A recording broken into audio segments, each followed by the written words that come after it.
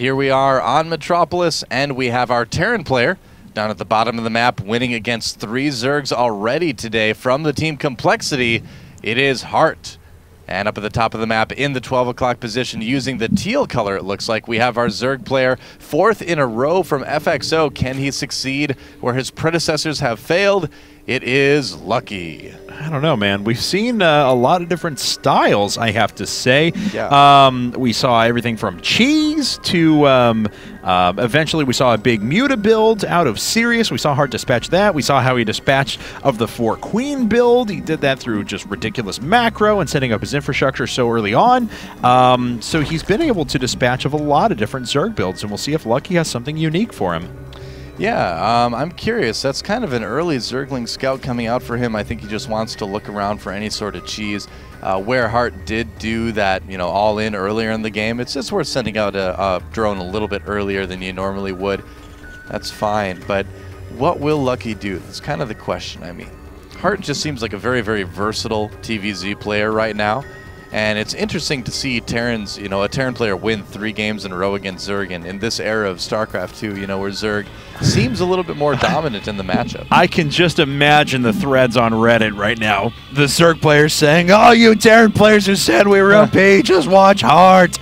And all the Terran players firing back, "Well, they were just bad. Heart is, he's still Terran and Zerg is OP." The thing I think a lot of people miss, too, is that when they look at a game where it looks a little bit, you know, one-sided, if you really go back and watch the game, it's a lot of times just key mistakes by the player on the losing side that really decided it. And I mean, last game was no exception at all. Lenok made a lot of mistakes in terms of his infestor control. He lost a lot of very expensive units. He lost a lot of Zerglings and therefore larvae and a lot of counterattacks that didn't pan out. And that's, you know, really what helped Heart go to victory. Also, you know, the style Heart was playing, you know, it's very robust. It can take a lot of hits and keep going strong. So that's, you know, I think what you can sort of chalk up that last one too. Looks like Lucky's going to try to keep that drone alive as long as he can in his opponent's base, do a little bit of scouting. Yeah. After going hatch first back at home. Hatch first and then gas and then pool right afterwards. It was a 16 gas, 15 pool. So we'll see what he ends up going with here in just a bit. Looks like he did decide to cancel the, well, I guess my timings may have been a little bit off there because he did actually decide to put up the drone here, which ended up getting killed. Yep, that's right. 2 gas immediately going down for Heart. So he'll continue to do the openings that he's been doing, you know, a lot of these reactor Hellion openings, not staying too heavy on on Hellions or reactors making Hellions, but we could definitely see Banshees out of this as well. I think Metropolis is a great map for Hellion Banshee. I like Heractors. I think they're it sounds almost like a Velociraptor. It has the same sort of like feel in my mouth. A Heractor. So that's right. I don't know. They do move in herds. Yes.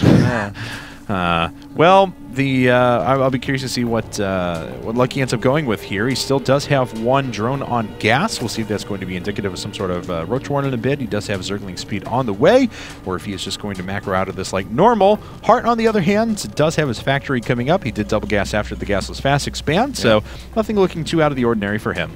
Yep. Could also Baneling bust him too. Yeah. You never know.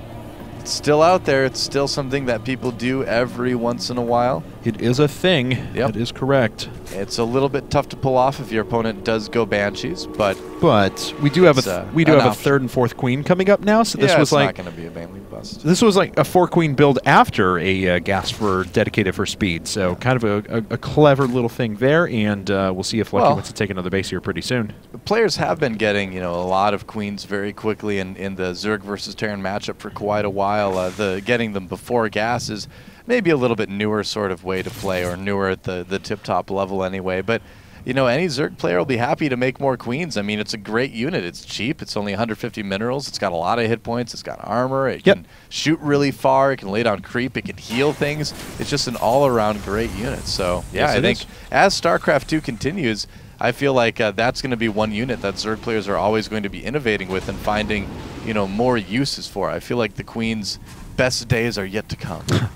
Well, she's still young at heart, so that's right. It'll be okay. Yep. I love that Heart has been doing this, though. I mean, starts a supply depot well right away with his second supply depot that he puts up in the game, so that he makes sure that those annoying, that's his way of dealing with annoying Zergling attacks, things like that, or it keeps him safe against pretty much everything. So it's really well done. We are going to have some Banshees pop up, looks like of the non-cloaked variety, and we could see an expansion here pretty soon out of him, too, if he wants to go for that third command center. And indeed, he does. Yep, there it is. Third command center getting started here. Looks like he wants to possibly go for really quick stim as well, which wouldn't be a bad follow-up to some Banshee Hellion aggression. There's that third base for Lucky, and he's getting 2 Evo Chambers and a Baneling Nest as well. So I like that Zerg players are starting to add in this Baneling Nest again, even with the 2 Evo Chambers. A lot of Zerg players, for a while anyway, earlier this year were saying like either or, you know, they're like, I don't want to get Banelings because my Zerglings are going to be so strong and I'm going to have so many of them that I can get out there and surround armies and kill them without Banelings. But when it comes down to it, it's just like not building a Baneling Nest in Hatch First versus Hatch versus EVZ. You need that, you know, just to stay alive. You can get away with it without it sometimes, but it's dangerous. It's an unnecessary risk. Baneling Nests are cheap, man. Just make one. And that Banshee did actually fly past the vision of this Overlord, I do believe. So, Spore Crawlers are already going out for Lucky. He's going to be well prepared for those. Lair Tech is on the way as well as he starts his creep spread out across the map. So, things are pretty passive at the moment, but pretty typical TVZ. Lucky should be able to dispatch these Banshees without taking too much damage. Just needs to pull back to that Spore Crawler, of course. Hopefully soon. Needs to do that soon. Doesn't need Zerglings. They're like, you can do it, Mom. No! Oh, wow. This is actually getting a little bit close. Yeah, no kidding. Well, second queen shows up, and that is the end of that. But Lucky living up to his name there with that queen staying alive. And back home at Heart Space, we had like 4 or 6 more barracks coming up. Yeah, he's going to have 5 total. Yep. So there's that style again, you know, going for tank, marine, medevac, but just going very, very heavy on the marine side of things. And that's going to be good. It's very mobile. And the Banshee flying back home hasn't really done a lot of damage. And once again, Heart, I mean, this is almost a mirror of what we saw last game. He's got strong upgrades on the way. He's already got that armory down. He decided to go not for a 1-Rax gasless fast expand and 2 immediate command centers. That's why his 2-2's delayed a little bit, and he's a bit behind on all of his timings. He wanted to get out there and try and do some early map control and damage, but wasn't able to get that done, and that may play into Lucky's favor a bit. Yeah, it certainly could. I do like that he's sending that Viking around the outside of the map, just picking off overlords that are scouting for drops. Once those are out of the way, he can drop, and it's going to serve to kind of give Lucky another thing to think about. You know, is he going to drop me, basically? So that's kind of a nice little touch, too, that Terrans have been doing, you know, since StarCraft 2 came out, but it's always good to see. Overlord pops, and we do have a Spire coming out now for Lucky, so should be able to move into that style we've been seeing a lot of Zerg players do, which is, you know, an emphasis on Tier 2 tech. Didn't decide to put down that infestation pit right away, just swarm with huge amounts of Banelings and Zerglings and complement with a few Mutalisks to kind of pin your opponent down.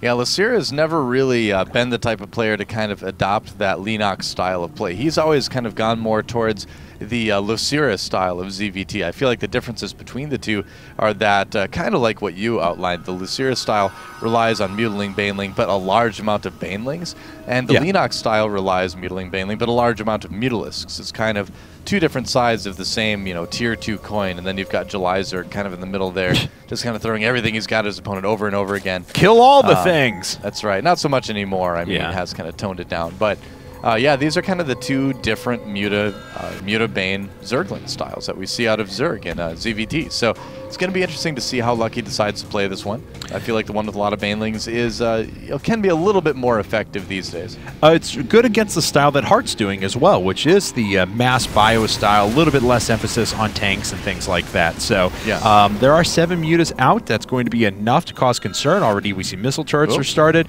Ooh, Lucky's going to have to watch out, though, and start making some Banelings here in a bit. And indeed, 20 are started right away.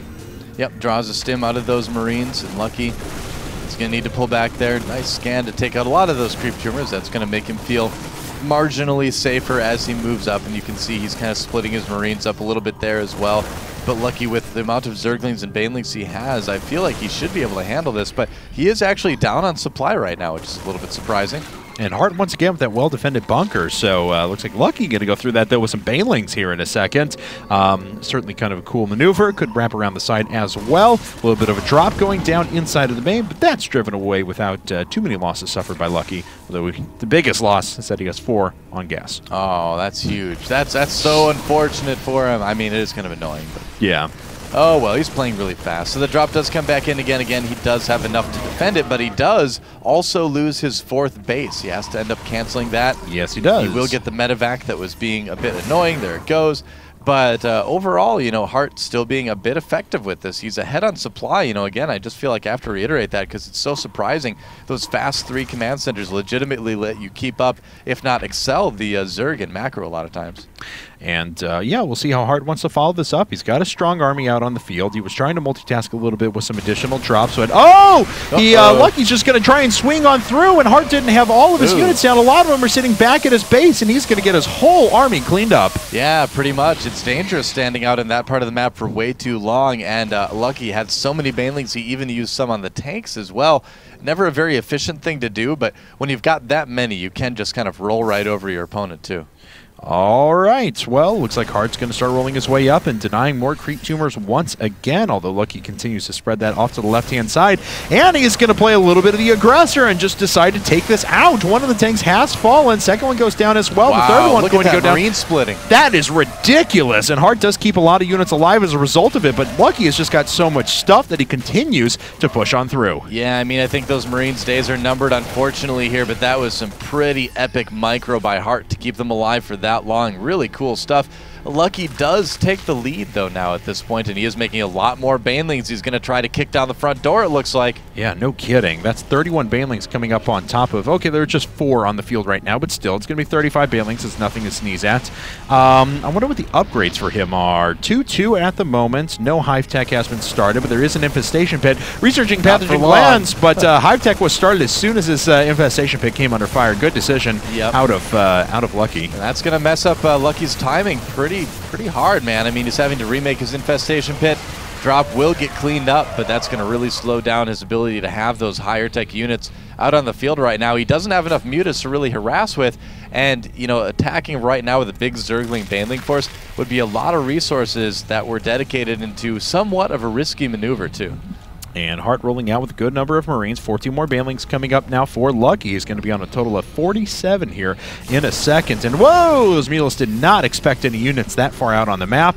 But he was just going to roll through once again. Lucky just going for it. All of his banelings are clumped up, though. Looks like they're just going to roll through the front, not wasting themselves on the tanks. That does allow a few more to get picked off. At least they don't cost it inefficiently trade there. And the rest of the Marines are going to go down here. Heart trying to defend on the last couple of units that he has, but he's just getting cleaned up over and over again. Yeah, I mean, there was so many banelings. This is why this style's so good. And the SCVs, they get not really damaged that much. Those might. Okay, there we go. A little bit of death and destruction, but it's the end of the game anyway. I think Heart is probably going to have to bow out fairly soon here. He took a lot of damage from that.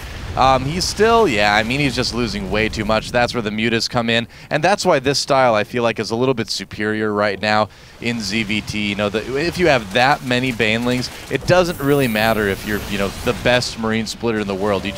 You can't split that much. You're going to eventually just run out of Marines, simply.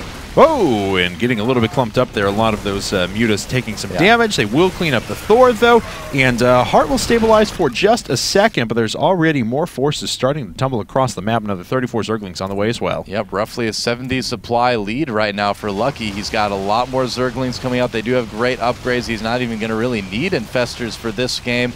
Making 20 more banelings. That command center definitely going down. Bye-bye. Rough day for Heart. His streak may be at an end here. Yeah, but I've got to say, he has done quite a job in this series, though. He won 3 games in a row, and that's more than you can expect from any player in a Team League situation. Yeah, he took out Leenock, too, which is a really nice situation to be in for complexity. I mean, having Leenock out of the way is really, really good for them. And so Heart trying to make one more big push here. Large stream of units making their way across the map.